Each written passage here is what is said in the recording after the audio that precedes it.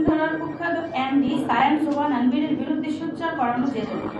আমি জানি আপনাদের প্রায় প্রতিটি মিডিয়া হাউসগুলো বসুন্ধরা গ্রুপ থেকে মাসে বিজ্ঞাপন পান, তাই অনেকেই সেই বিজ্ঞাপন হারানোর ঝুঁকি নিয়ে আমার বোনের পক্ষে ধারাবাহিক সংবাদ প্রকাশ করতে হয়তোবা পারেননি।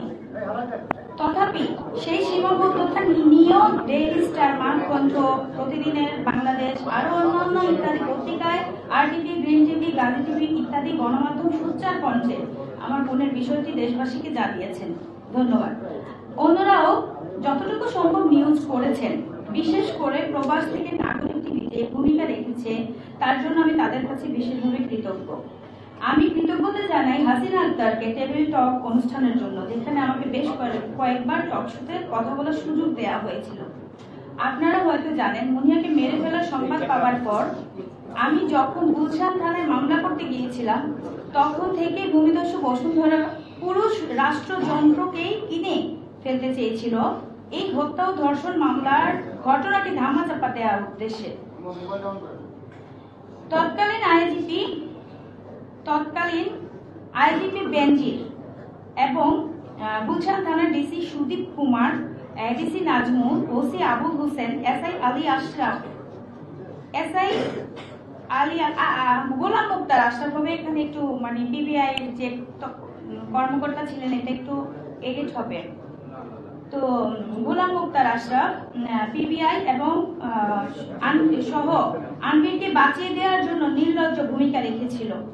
পরবর্তীতে গুলশান থানা আনবিরকে অব্যাহতি দিয়ে তাদের তদন্ত প্রতিবেদন জমা দেয়।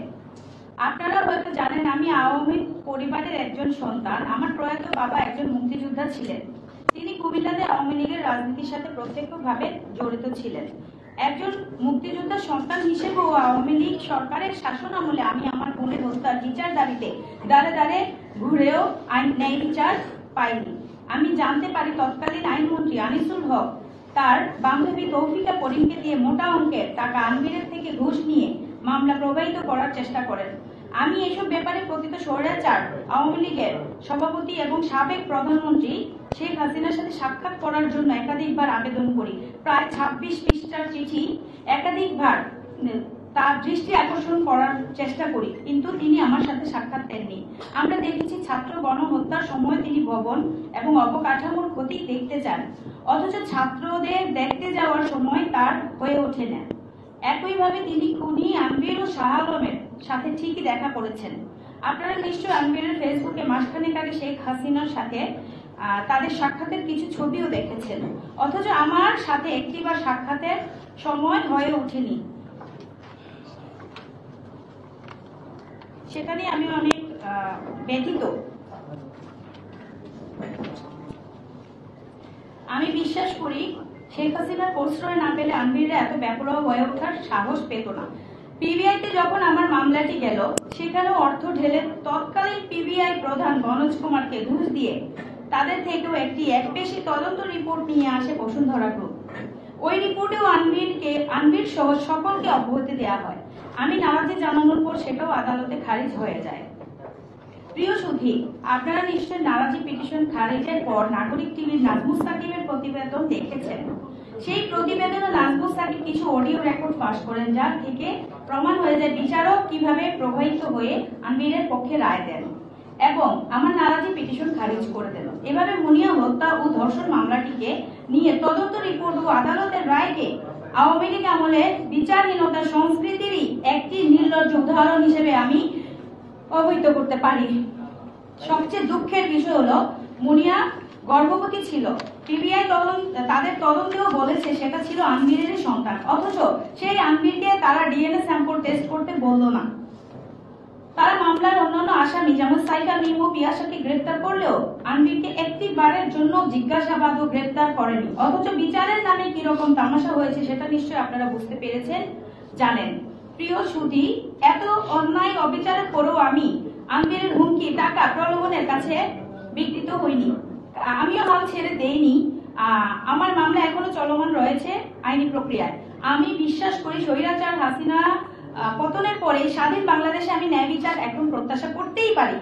নোবেল বিজয়ী অর্থনীতিবিদ সর্বজনশ্রদ্ধেয় মাননীয় প্রধান উপদেষ্টা ডক্টর মোহাম্মদ ইউনূস সাহেব তার আইন উপদেষ্টা ডক্টর আসিফ নজরুল সাহেব, তারা দুজনেই অত্যন্ত ন্যায়পরায়ণ মানুষ আমি জানি। তাদের কাছে আমার বোনের ন্যায় বিচার প্রত্যাশা করছি। আজকের এই দিনে আমি বিশেষ কৃতজ্ঞতা জানাচ্ছি বাংলাদেশের কয়েকজন সুনাগরিকগণকে, আন্তর্জাতিক খ্যাতি সম্পন্ন আলোকচিত্র শহীদুল আলম সাহেবকে, বুদ্ধিজীবীদের মাঝে শহীদুল আলম ভাই এবং ওনার স্ত্রী রেহনুমা আপা, ওনার যে সংস্থা ছিল সেই সংস্থার মাধ্যমে শুরু থেকেই আমাদের সাথে পাশে ছিলেন এবং আছেন। ওনারা মুনিয়া ইস্যুতে আমার সাথে কাঁধে কাঁধ মিলিয়ে লড়াই করে যাচ্ছেন। আমি বিশ্বাস করি আমাদের এই লড়াই আজ আর একার লড়াই নয়। মুনিয়া ন্যায় বিচার নিশ্চিতের মাধ্যমে দেশের বিচারহীনতার সংস্কৃতি বন্ধ হবে। এটাই হোক আমাদের সকলের প্রত্যাশা। আমি আপনাদেরকেও সাথে আশা করছি।